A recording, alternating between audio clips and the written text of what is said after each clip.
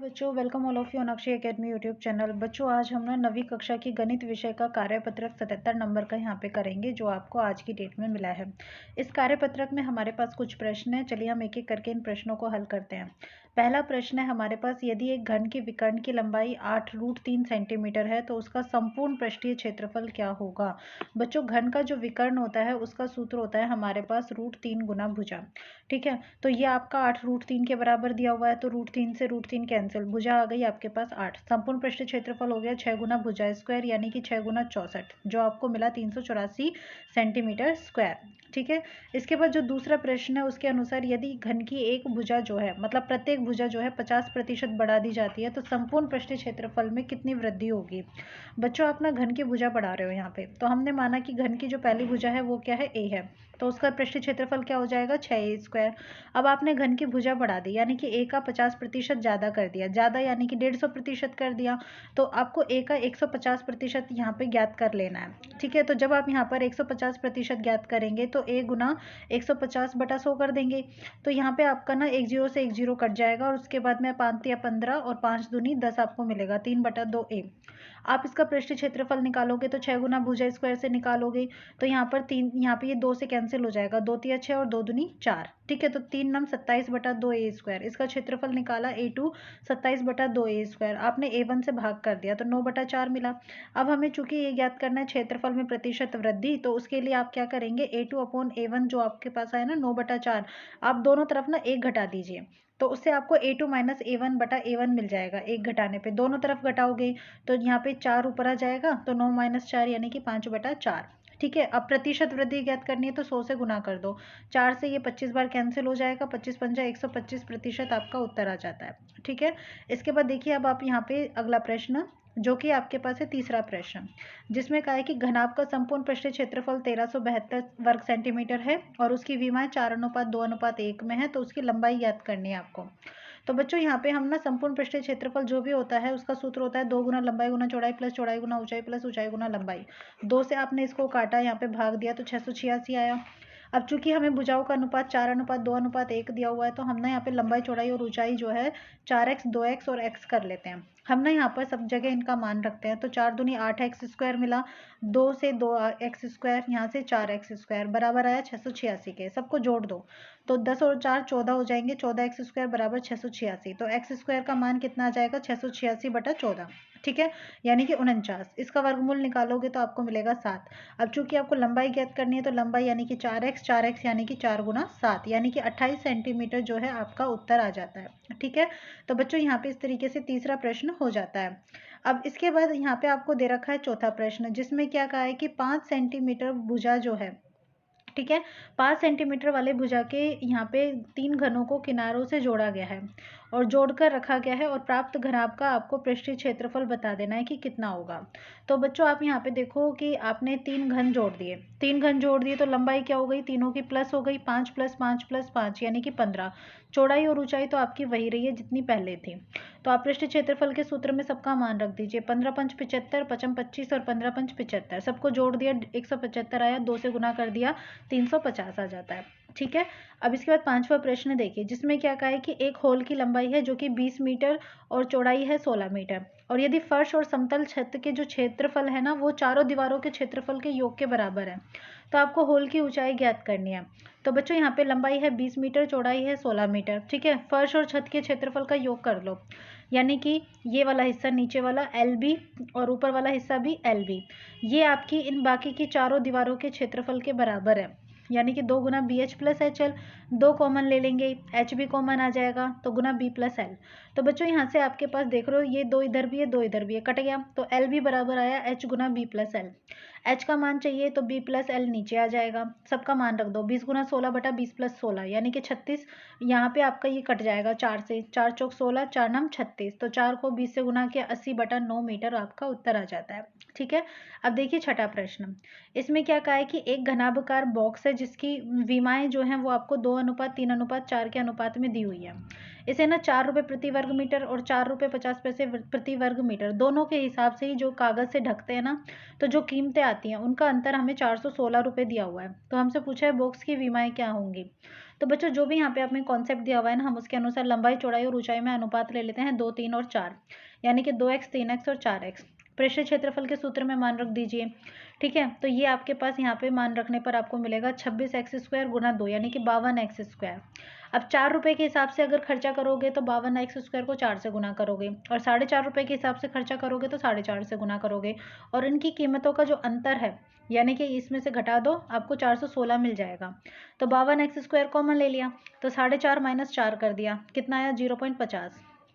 ठीक है, और ये किसके बराबर आया 416 के। तो x² का मान अगर आपको चाहिए तो 416 में 52 से भाग दोगे, 8 बार कट जाएगा, तो x² बराबर 8 बटा 0.50, यानी कि सॉल्व करने पर आपको मिलेगा 16।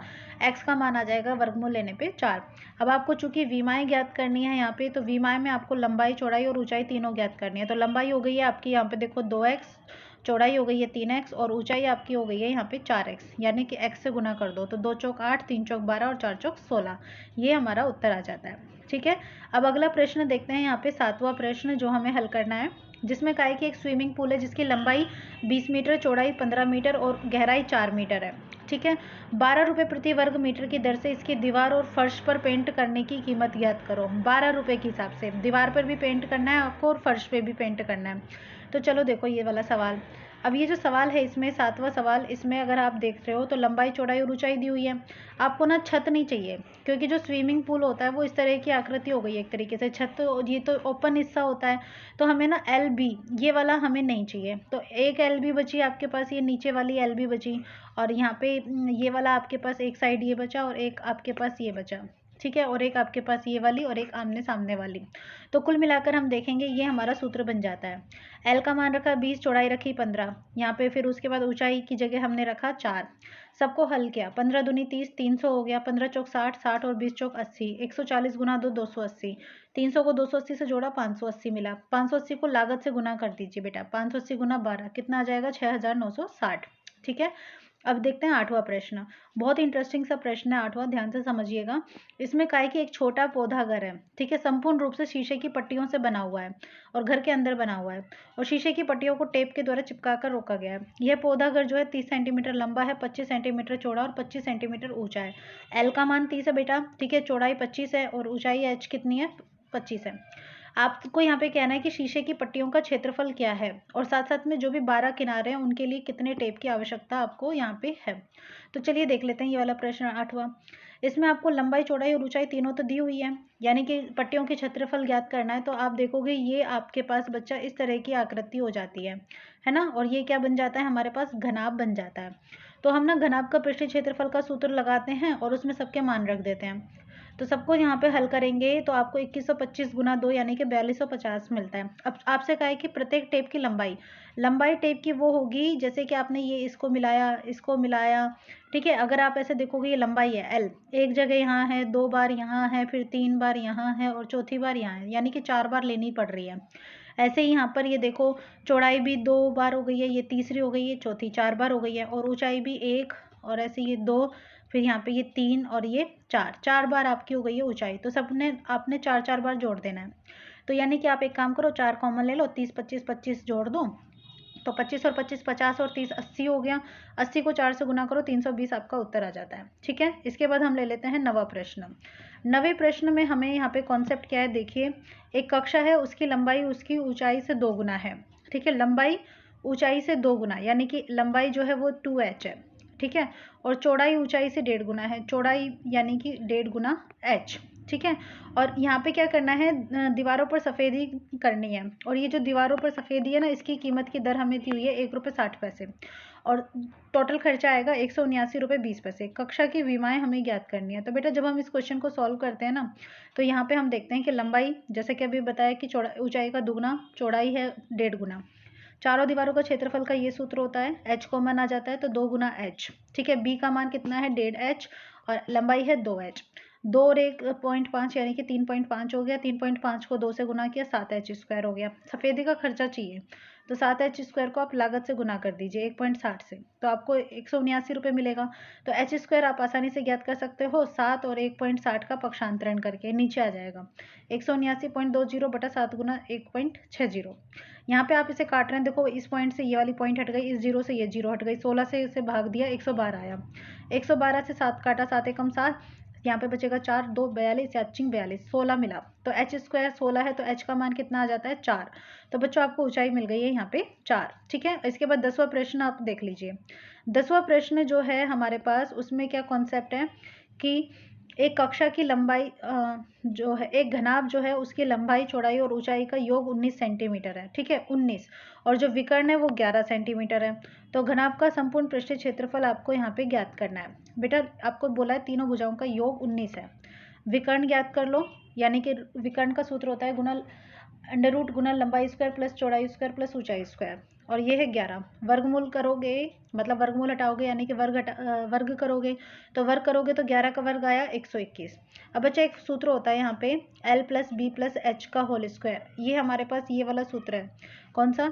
जिसमें हम ना 3 संख्याओं को जोड़ देते हैं, A + B + C का होल स्क्वायर। इसका मान होता है हमारे पास A² + B² + C² + 2AB + 2BC + 2CA। हम ना यहाँ पे क्या करते हैं, जो जो मान दिए हुए रखते हैं। L + B + H का मान 19 है तो हमने 19 का वर्ग रखा। L² + B² + H² का मान 11 का स्क्वायर यानी कि 121 है, तो इसकी जगह 121 रखा, और बराबर में बचा ये। अब आपको ना क्षेत्रफल ज्ञात करना है, यानी कि इसका मान ज्ञात करना है। तो 121 को इस तरफ भेज दो, तो 19 का वर्ग यानी कि 361, और इसमें से 121 गया तो 24, 240 आपका उत्तर आ जाता है। तो बच्चों यहाँ पे आपकी वर्कशीट कंप्लीट होती है। आई होप आपको अच्छे से क्लियर हुई होगी। अगर आपको अच्छी लगी हो तो लाइक कमेंट जरूर कीजिएगा, चैनल को सब्सक्राइब भी कीजिएगा। Thank you so much for watching my channel.